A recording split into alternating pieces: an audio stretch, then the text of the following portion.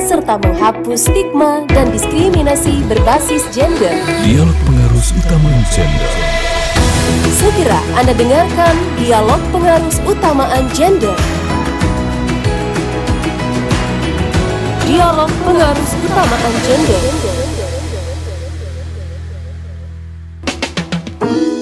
92,4 FM Pro 1 RRI, kanal informasi dan inspirasi. Kita di Pengarus Utamaan Gender mengenai KDRT dan upaya penanganannya bersama Direktur Women Crisis Center, ada Ibu Yesi Aryani Eskom. Assalamualaikum warahmatullahi wabarakatuh, Bu Yesi. Waalaikumsalam warahmatullahi wabarakatuh. Sehat kabarnya Bu Yesi pagi hari ini, Bu Yesi? Ya, alhamdulillah sehat. Alhamdulillah sehat ya. Kita melalui via Zoom bersama Direktur Women Crisis Center, dan siaran ini juga secara live ya di YouTube channel kami di Pro 1 RRI Palembang. Anda bisa mendengarkan kami juga melalui RRI Digital rri.co.id. Yang ingin bertanya bersama Bu Yesi mengenai KDRT dan upaya penanganannya, silakan melalui line telepon kami di 0711369977 atau juga melalui line WhatsApp di 082179279090. Bu Yesi, ini kalau berbicara tentang KDRT, nah ini kan sebenarnya banyak sekali saat ini masyarakat, atau lebih tepatnya perempuan dan wanita ya, ini sudah mulai terbuka apabila mereka mendapatkan kekerasan di dalam rumah tangga. Kalau Bu Yesi melihat KDRT saat ini, perempuan sudah berani untuk melaporkan, itu seperti apa nih Bu Yesi?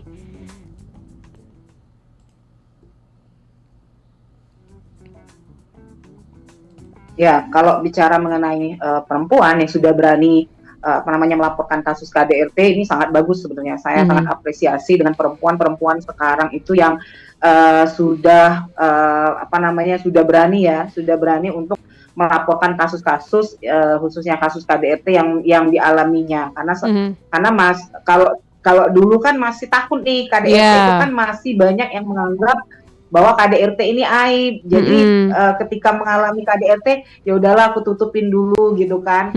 Simpen dulu, ada beberapa faktor yang memang mereka itu ada beberapa alasan juga yang mereka nggak mau lapor gitu kan. Nah, kalau banyak perempuan yang sudah berani untuk melaporkan KDRT-nya, itu malah lebih bagus ya gitu.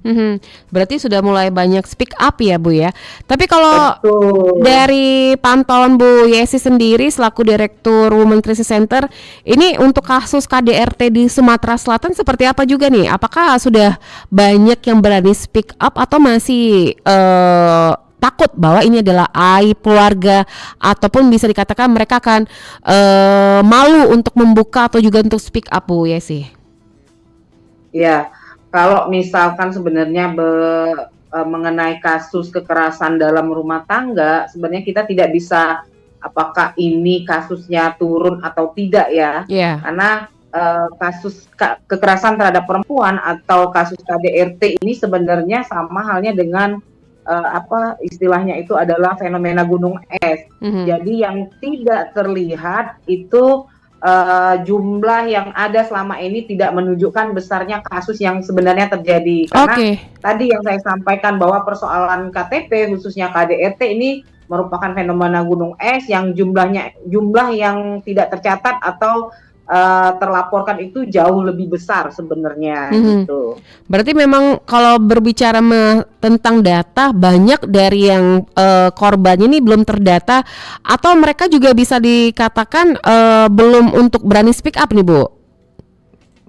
Ya, kalau berdasarkan data ya, kalau data yang masuk ke WCC Palembang ini sebenarnya pasti berbeda dengan dinas-dinas yang ada, kayak misalnya dinas DP3A kota maupun provinsi, ataupun data yang tercatat di kepolisian. Karena ketika kasus ini masuk ke WCC dan dia hanya butuh layanan konseling, itu sudah dihitung satu kasus, sehingga di tahun 2025 per Agustus itu tercatat sekitar 25 kasus KDRT yang mayoritas adalah KTI, artinya kekerasan terhadap istri begitu. Baik, kalau untuk mungkin Bu Yesi bisa menjelaskan bentuk-bentuk atau juga bisa memberitahu macam-macam dari KDRT ini, ada kekerasan fisik dan mungkin bisa diinformasikan juga nih kepada pendengar kita Bu Yesi. Iya, jadi bentuk-bentuk KDRT itu sebenarnya ada berbagai macam, bukan hanya secara fisik ya. Kalau Iya, fisik udah jelas nih, ketika ada lebam ya, iya. ada memar-memar itu apa namanya itu fisik. Tetapi yang terkadang tidak kita sadari adalah kekerasan secara psikis, Mhm. gitu. Baik. Yang harus jadi ada kekerasan fisik, ada kekerasan psikis, ada juga kekerasan secara ekonomi, misalnya ada juga kekerasan secara apa namanya kekerasan seksual yang Mhm. terjadi di dalam rumah tangga gitu. Mhm. Baik. Paling banyak ditemui kasus kan biasanya kekerasan dalam rumah tangga itu didasari karena faktor ekonomi ya Bu ya. Nah sebenarnya masyarakat Mhm, di mhm. Sumatera Selatan ini bisa dikatakan mereka banyak ketergantungan dengan suami atau tidak bekerja. Nah pada saat mereka Betul. sudah Mhm, meminta hak mereka untuk dinafkahi, kadang juga suami ini berpotensi mhm. ada emosinya atau pada saat tidak tepat si istri ini untuk meminta haknya. Tapi kalau dari laporan dari WCC sendiri ini Bu, KDRT ini biasanya dengan kasus-kasus seperti apa juga nih Bu? Ya, kalau yang selama ini pengalaman di WCC kasus KDRT itu yang lebih banyak itu kekerasan terhadap istri karena faktor perselingkuhan, Oke. ya, perselingkuhan juga kekerasan secara fisik gitu. Itu Mhm. yang sering yang banyak masuk laporannya ke WCC Palembang. Oke. Jadi memang lebih banyak yang dirasa ini pada wanitanya ya Bu ya mendapatkan kekerasan. Tapi kalau dari WC sendiri ada nggak sih Bu ya pelaporan kalau suami yang mendapatkan tindak kekerasan dari istri Bu? Ya, sebenarnya kalau bicara kasus kekerasan ini sebenarnya laki-laki ada loh yang menjadi korban KDRT, tetapi kan secara persentase itu lebih banyak perempuan yang menjadi korban Mhm. sehingga ini adanya salah satu latar belakang adanya WCC itu karena banyak sekali perempuan yang menjadi korban kekerasan dalam rumah tangga. Jadi sebenarnya ada korban laki-laki di dalam kekerasan dalam rumah tangga. Cuma WCC ini karena Women Crisis Ya, Center, jadi hanya menangani woman-nya aja, young tentang woman dan anak juga, anak mhm. perempuan begitu. Baik. Pendampingan yang dilakukan dari WCC sendiri kepada perempuan atau wanita yang mendapatkan kekerasan baik kekerasan fisik dan lain-lainnya apa yang dilakukan WCC sendiri Bu? Ya, kalau pendampingan yang kita lakukan sebenarnya pendampingan ini sesuai dengan apa yang menjadi kebutuhan korban. Jadi Hmm. WCC mempunyai layanan konseling untuk korban. Mhm. Jadi di awal kita melakukan konseling dulu di awal, terus dari situ kita mengidentifikasi apakah korban ini membutuhkan layanan psikolog gitu Oke. ya. Nah, kalau misalkan butuh layanan psikolog, maka kita akan merujuk memberikan jadwal untuk bisa konseling dengan psikolog gitu. Kalau memang korban membutuhkan layanan secara hukum, artinya pendampingan baik di tingkat apa namanya pidana ataupun perdata, nah itu juga WCC Palembang sudah ada pengacara yang bisa mendampingi kasus itu gitu. Baik. Tapi ada nggak sih Bu orang yang wanita yang mendapat pendampingan dari WCC sendiri ini sampai ke meja hukum? Banyak. Banyak ya? Jadi ada, iya. Jadi ada, tapi kalau bicara ada. Mhm. Tapi yang lebih banyak itu apa namanya ke pengadilan agama. Jadi ada perceraian ya, proses Mhm. perceraian. Itu Mhm. yang lebih banyak. Lebih banyak di kasus perceraian. Nah, ini dari WCC sendiri untuk memberikan sosialisasi atau juga pendekatan lah kepada korban, bisa dikatakan korban ya Bu ya dalam kekerasan tersebut. Kebanyakan masyarakat tadi yang sempat saya katakan merasa ini adalah aib gitu ya, malu sama tetangga ataupun malu dengan yang sekitar. Pendekatan yang dilakukan agar mereka berani speak up, apa yang dilakukan dari Women Crisis Center sendiri Bu Yesi? Ya, kalau upaya yang WCC Palembang lakukan adalah kita selalu berupaya untuk melakukan sosialisasi. Jadi Mhm. melakukan sosialisasi mengenai dampak dari kekerasan terhadap perempuan khususnya KDRT, terus juga menyampaikan bahwa ada lembaga yang memang concern untuk mendampingi korban-korban kekerasan terhadap perempuan gitu. Jadi kita yang selalu melakukan sosialisasi baik melalui media campaign ataupun pada saat peringatan hari besar, misalnya Hari Perempuan Internasional, 16 HAKTP misalnya. Nah, itu yang juga kita pakai momen-momen seperti itu untuk melakukan sosialisasi gitu. Baik, Bu Yesi, ada pertanyaan masuk di WhatsApp kita di 0821 7927 00 dari Bapak Paris ya yang ada di Skip. Selamat pagi Ibu Yesi dan Mbak Della, izin bertanya. Zaman sekarang kan banyak juga para lelaki yang mendapatkan kekerasan dalam rumah tangga. Nah, mungkin bagaimana cara saya ini bisa mendapatkan bantuan apabila saya menjadi korban KDRT yang dilakukan istri saya. Mengingat banyak kasus juga di luar sana para suami ini menjadi korban kekerasan ataupun korban perselingkuhan yang dilakukan oleh para istri. Silakan Bu Yesi baru ditanggapi. Ya, sebenarnya bicara tentang KDRT ini Pak, tadi di awal saya sampaikan bahwa ada memang laki-laki yang menjadi korban KDRT. Nah, hanya saja kalau kayak WCC ini kan adalah lembaga yang kami menangani kasus kekerasan terhadap perempuannya, gitu, korban perempuan. Nah, sebenarnya ada juga lembaga pemerintah yang menangani kasus-kasus kekerasan. Nah, tapi saya juga kurang tahu apakah kayak misalnya Dinas DP3A Kota gitu ya, DP3A Provinsi yang juga mereka concern terhadap penanganan kasus gitu. Kalau misalnya masyarakat yang mendapatkan kekerasan, ini mungkin bisa melaporkan langsung ke WCC atau apa yang harus tindakan pertama yang harus dilakukan Bu Yesi? Ya, kalau tindakan pertama adalah untuk pengamanan diri terlebih dahulu, Mbak. Jadi sebelum dia berani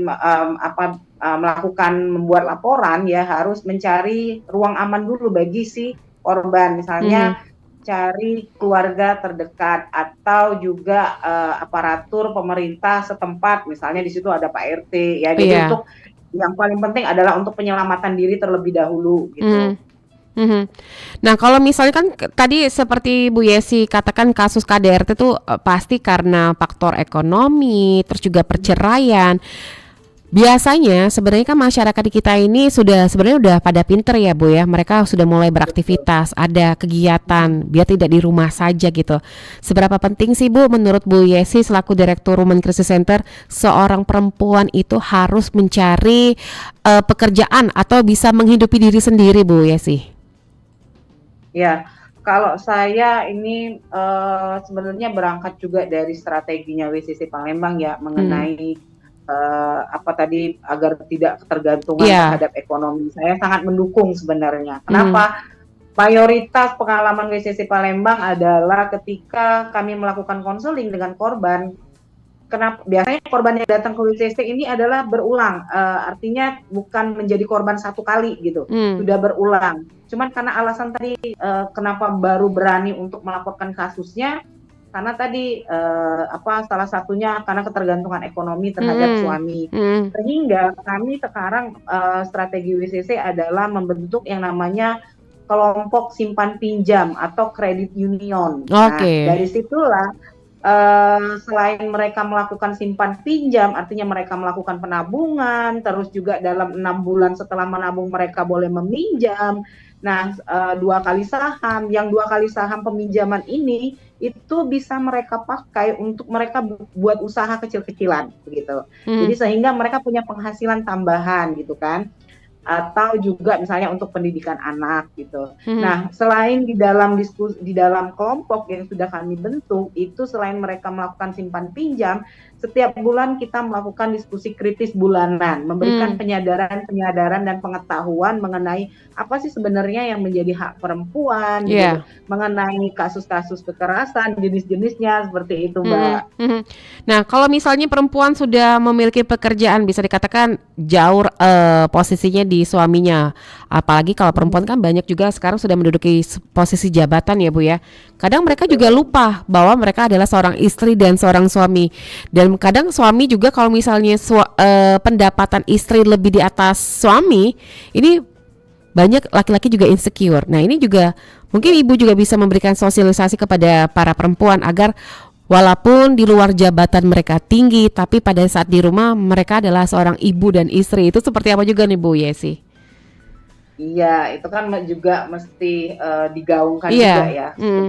Ketika ini juga sudah kita sampaikan pada saat diskusi bahwa ketika kita memahami gender, artinya peran-peran yang bisa dilakukan perempuan, apa yang menjadi kodratnya, misalkan itu kan, bukan berarti seakan-akan kita yang selalu di atas terus gitu kan. Iya. Artinya di dalam rumah tangga pun untuk kodrat dan peran itu sebenarnya bisa dikomunikasikan. Kalau kodrat memang tidak bisa karena tidak bisa ditukar-tukar antara laki-laki dan perempuan. Tapi ketika bicara gender, bicara peran, ini kan sebenarnya bisa berbagi peran. Salah satunya ya ketika berbagi peran ini harus dilandasi dengan komunikasi yang baik di dalam rumah tangga. Nah, itu yang sering kita sampaikan ke ibu-ibu di kelompok. Jadi jangan sampai ini perempuan ketika punya uang sendiri, punya secara ekonomi dia lebih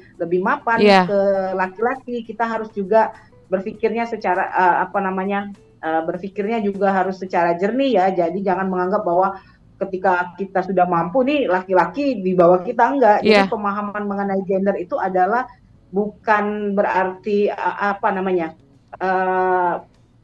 setara dalam artian bukan sama, tetapi harus keadilan di dalam hak sebagai baik laki-laki baik sebagai perempuan itu sama haknya seperti itu.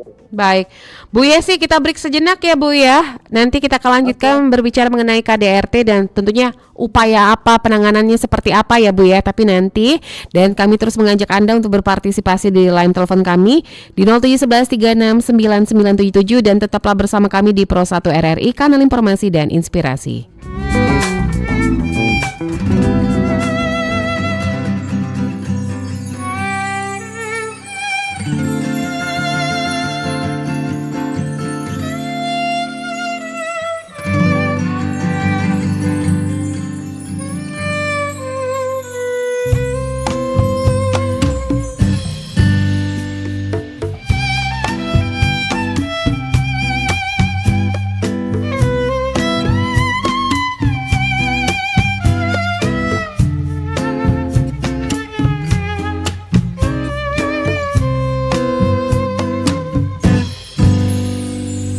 Di bawah sinar bulan, di antara bintang-bintang, ku terluka karena cinta. Dan hari yang cukup gelap menuntunku dengan pasti, ku sedang patah hati.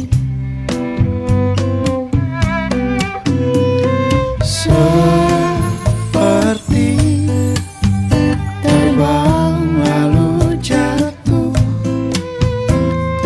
begitu pahitnya terluka. Malam dengar ku bicara, apa ku salah cinta dia?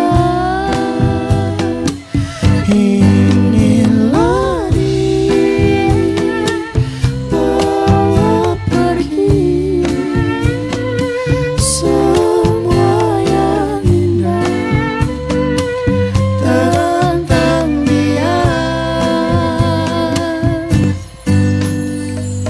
Detik-detik berganti, rintik hujan menemani ku yang sedang sakit hati. Seperti terbang lalu jatuh,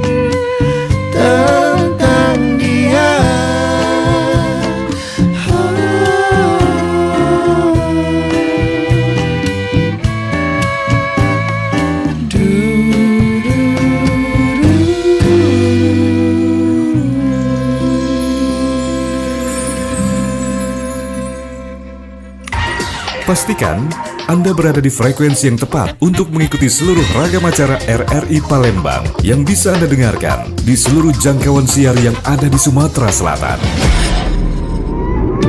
Pro 1 RRI Palembang 92,4 MHz, Pro 2 91,6 MHz, Pro 4 88,4 MHz, Pro 5 89,2 MHz, Pro 3 93,7 MHz.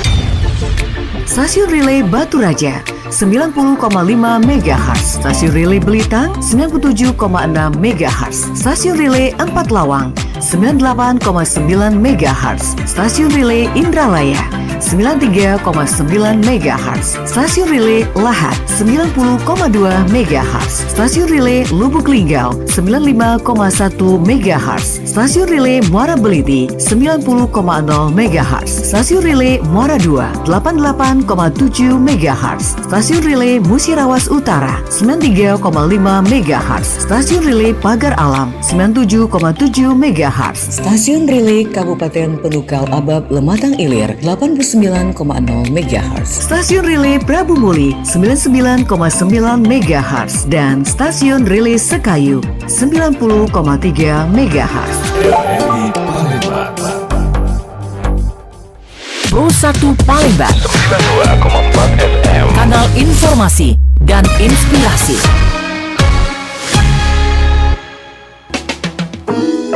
Terima kasih Anda terus bersama kami di Pro 1 RRI, kanal informasi dan inspirasi, masih di program Pengaruh Utama Gender bersama narasumber kita Direktur Women Crisis Center, ada Ibu Yesi. Bu Yesi. Halo, masih semangat Bu Yesi pagi hari ini? Masih aman ya Bu ya. Baik Bu Yesi, kita ke pertanyaan ya. Sudah ada beberapa masuk dari pendengar kita di Pro 1 RRI Palembang. Ini dari Mbak Dwi di Pelaju. Selamat pagi Bu Yesi, salam sehat selalu. Apa saja tantangan terbesar dalam penanganan KDRT di Indonesia, terkhususnya di daerah Palembang? Dari Bu Dwi di Pelaju. Silakan Bu Yesi.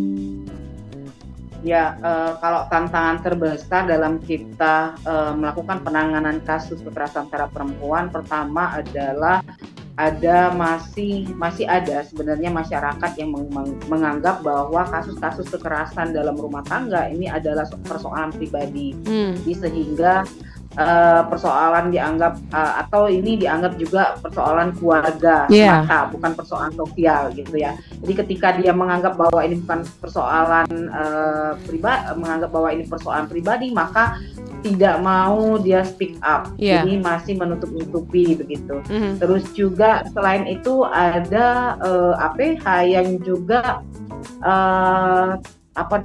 perspektifnya tidak berperspektif korban, artinya ada penyalahan misalnya dari pertanyaan-pertanyaan yang justru menyudutkan korban gitu ya, padahal dia korban. Misalnya kayak yang pernah pengalaman kami dampingi itu, ketika korban KDRT khususnya, ini kan biasanya yang penting dia selamat dulu gitu kan. Jadi baju di badan itu yang dia pakai gitu kan, nggak sempet nih pakai bedak, pakai make up dan segala macam. Jadi ketika kita misalnya ke pendampingan itu ada kayak misalnya pertanyaan yang salah ibu sendiri, coba ibu pakai make up, coba ibu pakai lipstick, kan itu sebenarnya ada beberapa oknum juga ya yang tidak berperspektif korban gitu. Baik.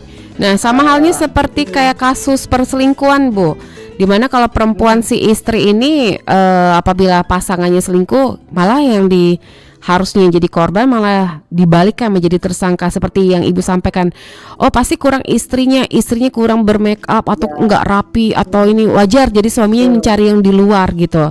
Nah, ini sebenarnya pendampingan yang dilakukan, pasti kan mereka kan mendapatkan baik kekerasan fisik, psikis juga, ini sangat mendominasi Bu. Apa yang sebenarnya yang harus perempuan atau wanita lakukan apabila mereka mendapatkan serangan psikis dulu nih Bu? Jadi sebenarnya kalau kekerasan psikis itu tadi ya Mbak ya, kalau kita merasa bahwa ini sudah kita mengalami kekerasan psikis, kita harus berani untuk bercerita. Paling tidak cari teman yang dalam tanda kutip adalah teman yang bisa menjaga rahasia kita. Rahasia itu ya rahasia di hati, bukan rahasia di mulut ya. Kalau ada rahasia di mulut ini pasti jadinya ember gitu kan. Tapi harus mencari teman yang memang bisa memberikan support untuk kita. Terus juga mencari teman yang memang bisa menjaga rahasia kita. Itu yang paling pertama. Jadi kalau atau juga mencari lembaga-lembaga yang memang concern di dalam penanganan kasus-kasus kekerasan terhadap perempuan. Kayak kalau punya pemerintah itu kan ada BP3A dan kota maupun provinsi. Kalau kami adalah lembaga NGO ya, NGO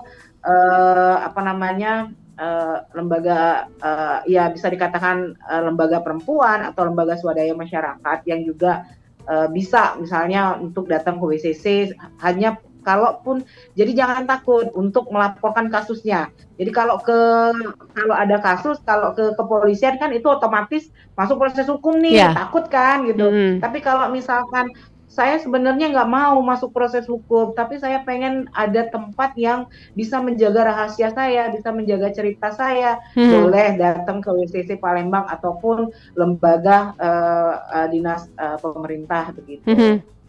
Baik. Nah, kalau berbicara masalah hukum, ini ujung-ujungnya takutnya bisa juga berdampak dengan langkah yang diambil, yaitu langkah hukum. Nah, kalau langkah yang sebenarnya apa saja nih Bu Yesi langkah-langkah hukum yang bisa ditempuh oleh korban KDRT? Apakah memang berujung ke meja hukum atau untuk sekedar bercerita atau mencari solusi juga bisa di ranah hukum juga nih Bu Yesi?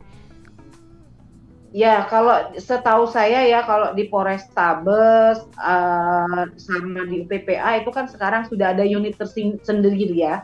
Ada unit tersendiri untuk penanganan kasus khusus perempuan. Jadi sebenarnya di namanya UPPA. Nah, di UPPA itu sebenarnya kita juga bisa berkonsultasi mengenai kasus kekerasan terhadap perempuan. Jadi nggak langsung kita mau langsung ke proses hukum, tapi juga bisa konsultasi ya kalau saya tidak salah. Selain bantuan hukum, mungkin dukungan psikologis seperti apa yang dibutuhkan oleh korban KDRT ini? Apakah memang kalau biasanya kan Ibu ya, mereka ini kan sebenarnya butuh tempat untuk bercerita atau butuh seseorang untuk mendengarkan. Kadang mereka bercerita malah teman cerita kita adu nasib nih Bu, wah masih mending kamu kayak gitu lah, saya ini. Jadi kita tuh sebenarnya butuh tempat untuk mencurahkan, tapi jangan sampai ada istilah kayak adu nasib. Iya, masih beruntung kalau kayak ini, aku dulu tuh cek ini gitu loh Bu. Seperti apa juga nih Bu? Ya, itu tadi Mbak yang saya sampaikan. Jadi memang mencari teman adalah mencari teman yang memang untuk support kita gitu ya, bukan teman yang menyalahkan begitu. Jadi harus mengidentifikasi terlebih dahulu teman mana sih yang memang dia ketika kita bercerita itu dia mendukung kita, tidak menyalahkan gitu. Baik, Bu Yesi, ada pertanyaan yang masuk dari pendengar kita baik ini nggak ada nama ya Bu ya, dari 0813 6727 sekian. Selamat pagi Ibu. Seberapa penting janji pranikah untuk kami yang mungkin bisa dikatakan masih merencanakan sebuah pernikahan, agar kedepannya baik suami atau istri tidak merasa dirugikan apabila salah satunya bisa memberikan kekerasan rumah tangga atau perselingkuhan di dalam rumah tangga. Silakan Bu, perjanjian pranikah ini Bu. Ya, kalau untuk perjanjian pranikah sebenarnya balik lagi ke diri kita sendiri. Kalau memang itu dirasa penting untuk ada janji pranikah, itu nggak masalah. Jadi ini juga sebenarnya untuk mengantisipasi ya ini amit-amit ya. Tapi paling tidak kita sudah mengantisipasi ketika nanti ada kayak misalnya kasus-kasus kekerasan di dalam rumah tangga. Nggak masalah sebenarnya kalau itu yang pasti jangan sampai nih perjanjian pranikah ini justru bertolak belakang nanti antara si calon dengan si laki-laki maupun perempuan. Jadi memang harus ada komunikasi ya yang jelas ya Bu ya. Iya, jadi harus ada komunikasi biar jelas dan sepakat untuk membuat perjanjian pranikah. Seperti itu, Oke. Mbak. Tadi kan disampaikan Bu Yesi juga layanan dari WCC ini selain menyediakan seperti konseling, terus juga seperti tempat juga ya konseling ya untuk bercerita dan pendampingan juga. Adakah juga Bu dari WCC juga menyediakan seperti penginapan untuk para korbannya apabila mereka yang mendapatkan kekerasan di dalam rumah tangga? Nah, ini juga sebenarnya menjadi salah satu kendalanya WCC. WCC ini belum ada shelter khusus untuk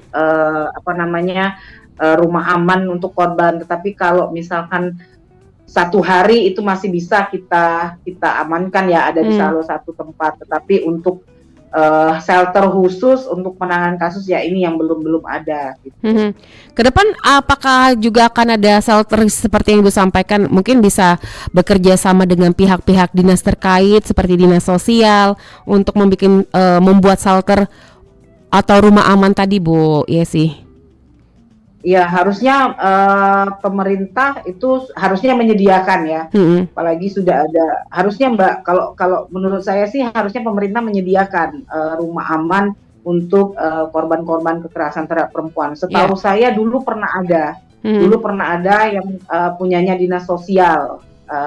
Tapi dia jadi dia bukan shelter, tapi bahasanya dia lebih ke rumah singgah gitu. Kan beda nih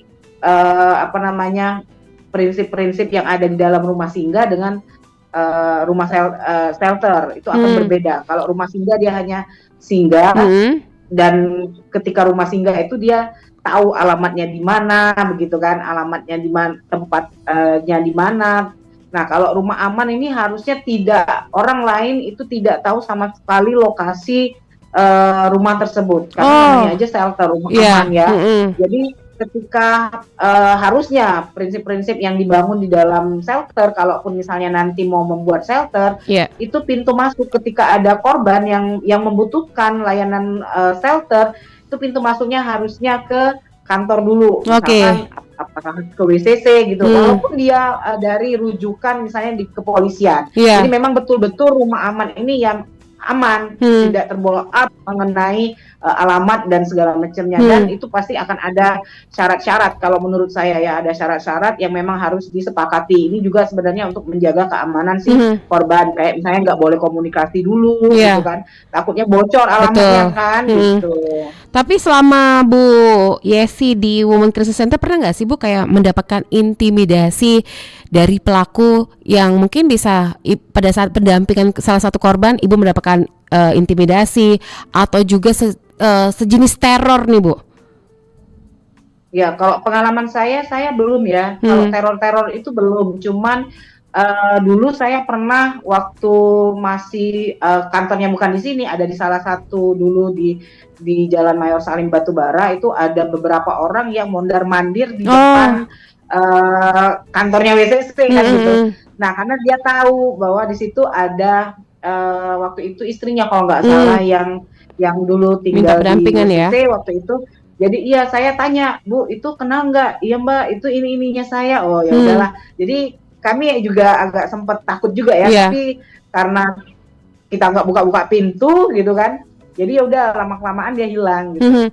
Kalau untuk pengamanan data, rahasia data dari para korban ini seberapa rahasia sih kalau dari WCC?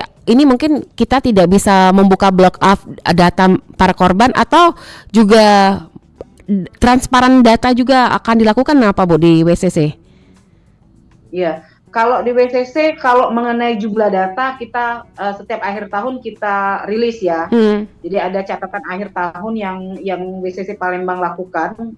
Nah, tetapi kalau untuk by name by address itu amat sangat tidak kita berikan. Rahasia Bu ya. Ada juga misalnya terkadang juga ada mahasiswa yang mau melakukan penelitian ke WCC, mau bercerita dengan penyintas. Nah, itu kita harus juga meminta persetujuan dengan korbannya. Kita dulu yang telepon kan, Mbak, ini ada mahasiswa yang mau penelitian, yang mau melihat seperti apa korban ini sudah menjadi penyintas begitu. Tapi ketika korban itu nggak mau, ya udah kita nggak bisa Nggak bisa kasih maksa ya. kontak korban. Iya. Jadi kalau untuk jumlah data kita masih bisa ya, karena memang setiap akhir tahun WCC Palembang melakukan rilis catatan akhir tahun. Oke. KDP. Bu Yesi, kan sekarang kekerasan dalam rumah tangga mungkin bisa dikatakan hal yang lumrah, tapi kebanyakan kasus sekarang yang di blow up di media sosial ini masih pacaran, Bu. Sudah ada KDRT. Kayak kasus yang kemarin itu yang tinggal bersama dimutilasi ya, Bu ya. Sebenarnya banyak kasus-kasus yang belum ada ikatan pernikahan tapi sudah ada KDRT-nya atau kekerasan dalam hubungan. Nah, mungkin Ibu juga bisa memberikan pesan kepada semua perempuan betapa bahayanya KDRT baik dalam rumah tangga atau dalam sebuah hubungan, Bu Yesi. Iya. Jadi kalau yang disampaikan sama Mbak Della tadi bahwa itu sebenarnya bukan termasuk dalam KDRT karena dia tidak terikat dalam sebuah pernikahan ikatan pernikahan. Tapi kalau di WCC itu masuknya ke KDP, Mbak, kekerasan dalam pacaran. Oke. Nah, KDP ini sebenarnya kalau dulu itu menjadi salah satu kendala WCC Palembang ketika menangani kasus KDP yang baik usia si pelaku itu di atas 18 tahun. Tapi kan sekarang sudah ada undang-undang kekerasan seksual. Nah, undang-undang kekerasan seksual inilah yang bisa nantinya mengakomodir korban-korban yang usianya di atas 18 tahun. Jadi bisa menggunakan undang-undang TPKS tadi, Mbak, undang-undang tindak pidana kekerasan seksual. Nah, itu bisa merujuk dari undang-undang itu. Baik, mungkin kita berbicara mengenai upaya penanganannya, Bu. Nah, dari WCC sendiri apabila seorang istri yang mendapatkan kekerasan dalam rumah tangga, tadi pertolongan pertamanya tadi adalah melaporkan atau bercerita dengan orang-orang lain. Tapi kalau mereka yang takut untuk speak up itu bagaimana juga nih, Bu? Padahal mereka udah mendapatkan kekerasan, takut aibnya terbuka, takut ya masih ada rasa cinta sama suami. Nah, ini yang kadang mempersulit keadaan juga nih, Bu. Masih ada rasa cinta tersebut, Bu Yesi. Iya, jadi itu memang beberapa sebenarnya alasan kenapa perempuan itu bertahan di dalam lingkup kekerasan dalam rumah tangga ya. Tadi karena kasihan anak ini gimana kalau bapaknya ini gitu. Betul. Kan. Atau juga karena ekonomi, kalau misalkan saya cerai, siapa yang mau menafkahi kami gitu kan. Nah, jadi upaya yang kami lakukan itu adalah kita selalu istilahnya tuh memberikan penyadaran kepada perempuan untuk ayo ini harus berani. Walaupun kita tidak bisa juga, Mbak, sebenarnya untuk memaksakan korban ketika dia mengalami kekerasan itu harus lapor, nggak bisa. Karena secara psikologis orang beda-beda. Ada yang dia langsung berani untuk melaporkan, ada yang dia freeze, artinya dia diem dulu ketika dia mengalami kekerasan, dia bingung mau kemana. Tetapi, nah yang inilah yang harus dilakukan ketika mengalami korban. Kita nggak bisa memaksa. Ke WCC pun kadang ada korban yang dia udah berani nih datang ke WCC untuk konseling, tapi ketika datang ke WCC udah nyampe di WCC dia diem, hanya bisa nangis. Ya nggak masalah, kita nggak bisa juga harus memaksa dia untuk cerita, nggak bisa, karena kan psikologis orang beda. Jadi kita tetap WCC Palembang tetap melakukan pendampingan. Ya nggak apa-apa, kita temani dia, kita beri penguatan sampai dia berani untuk bercerita. Karena orang berani untuk cerita tuh terkadang tidak semua orang juga merasa nyaman dengan orang. Jadi kita mau menjalin komunikasi dulu di awal gitu, menjalin komunikasi pendekatan dulu ya, Bu, dengan ya? korban. Pendekatan, kalau dia sudah merasa aman dengan kita dan mau bercerita baru. Jadi datang ke WCC sehari nggak mesti dia langsung ya lebih bagus dia langsung berani ya cerita. Tapi kalau nggak berani juga nggak bisa kita memaksakan. Berarti di sini ini yang perlu juga ini yang perlu juga digarisbawahi, Mbak, ketika datang ke WCC Palembang itu bukan WCC Palembang yang mengambil keputusan apa yang harus dilakukan oleh si korban, tetapi justru WCC Palembang ini adalah membantu memfasilitasi apa yang menjadi kebutuhan korban. Mendampingi ya Bu. Jangan sampai ini nanti ketika udah masuk nih proses hukum, WCC yang disalahkan. Betul. WCC ini mau nyuruh aku lapor polisi. Nah itu yang perlu digarisbawahi ya. Jadi WCC hanya membantu memfasilitasi apa yang menjadi kebutuhan si korbannya gitu. Tapi pernah ada kejadian Bu, udah di meja hukum ini malah rujuk lagi nih Bu. Banyak Mbak. Banyak ya. Jadi jadi kan banyak sekali pengalaman seperti itu Mbak. Jadi tinggal si tersangkanya ini kita mau ditahan, mau ditarik sama polisi, itu tiba-tiba nggak jadi Mbak. Aku cabut laporan ya, kalau dibuat. Gitu kan. Walaupun di awal itu sudah kita konseling dan dia tetap kekeh untuk melaporkan, ketika tinggal tersangkanya diambil, itu dia Mbak, aku mau cabut laporan sudah, kan? Jadi kita nggak bisa memaksakan, tapi kita harus kasih tahu nih ketika ini masuk proses hukum apa yang nantinya terjadi dan ketika tidak di proses hukum apa nantinya yang terjadi. Jadi kita ambil solusi-solusi yang bisa diambil oleh si korban. Baik, Bu Yesi, kalau seandainya tadi sudah di meja hukum, terus laporan sudah ditarik kembali oleh si korban, apabila suatu hari si korban ini mendapatkan kekerasan lagi nih oleh suami, apakah WCC juga sudah memberikan peringatan apabila sudah kedepannya ini sudah ditarik, terus ada lapor lagi akan juga direspon kembali atau seperti apa nih Bu Yesi? Ya kalau yang itu kan tetap kita respon. Oh Mbak. tetap ya. Mungkin kita walaupun sedongkol-dongkolnya sedongkol-dongkolnya kita misalnya kan kita udah capek-capek nih, udah ini ya, tapi next dia ternyata lapor lagi ya tetap kita respon, kita bantu. Berarti masih dapat respon yang baik dari WCC ya Bu ya. Tapi jangan sampai nanti bolak-balik ini WCC lapor terus tarik lagi, jadi kayak sebuah permainan ya Bu ya. Iya. Baik, Bu Yesi, kalau dari WCC sendiri apakah ada call centernya mungkin untuk pendengar kita yang ingin mengadukan atau juga menceritakan kekerasan yang mereka alami? Ada kita ada hotline, hotline WCC, cuma ada di kalau rekan-rekan pendengar silakan kalau membutuhkan di 021 8251 ya 0821 saya lupa lagi berapa ya, atau nanti saya ini ya 0821 sebentar ya Mbak, saya lupa jadinya lupa nih hotline. Baik, nah mungkin call center dari WCC Sumsel ya Bu ya. Baik, nanti atau ada media sosialnya Bu. Halo Bu Yesi. Ya, jadi untuk call centernya WCC Palembang itu di 0821 7565 3235 atau juga bisa menghubungi medsosnya WCC. Jadi WCC punya Instagram ya, Instagram WCC Palembang di WCC Palembang. WCC Palembang ya. Mungkin baik. WCC Palembang bisa mungkin langsung meluncur ke media sosial dari Women Crisis Center, dan ini nomor teleponnya bisa diulang Bu di 0821 7565 3235 atau juga bisa melalui email WCC gitu. Baik, ini di WCC Palembang 2016@gmail.com.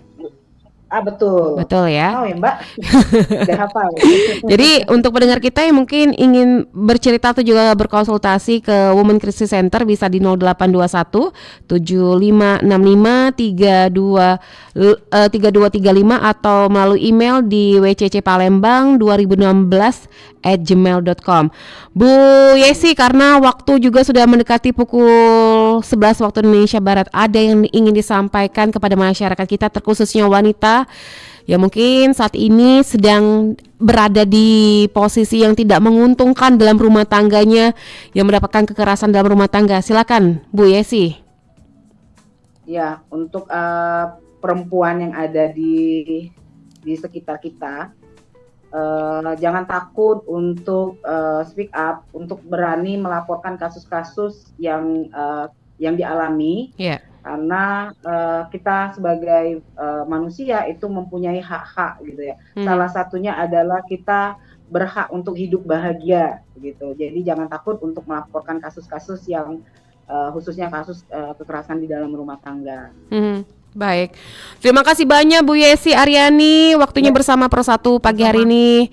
Insya Allah dalam kesempatan bisa ngobrol langsung ke studio ya Bu Yesi ya. Iya, insya Allah. Baik, selamat pagi Bu Yesi. Assalamualaikum warahmatullahi wabarakatuh. Waalaikumsalam warahmatullahi wabarakatuh. Dan pendengar tadi bersama Direktur Women Crisis Center ada Ibu Yesi Aryani Eskom yang sudah memberikan edukasi mengenai KDRT dan upaya penanganannya. Dan untuk Anda kami ulangi, apabila Anda ingin menghubungi melalui telepon bisa di 0821 75653235 atau melalui email di wccplg2016@gmail.com. Dan sekian untuk dialog pengaruh utama gender untuk hari ini, tepat pukul 11 waktu Indonesia Barat. Kita akan bergabung ke program 3 RRI untuk mengikuti dinamika olahraga. Saya Dela Wawi, undur diri dan sampai jumpa. Kesetaraan bukan sekedar cita-cita, tapi fondasi bagi masyarakat yang adil, inklusif, dan maju. Baru saja kita dengarkan bersama dialog pengaruh utamaan gender. Sampai jumpa.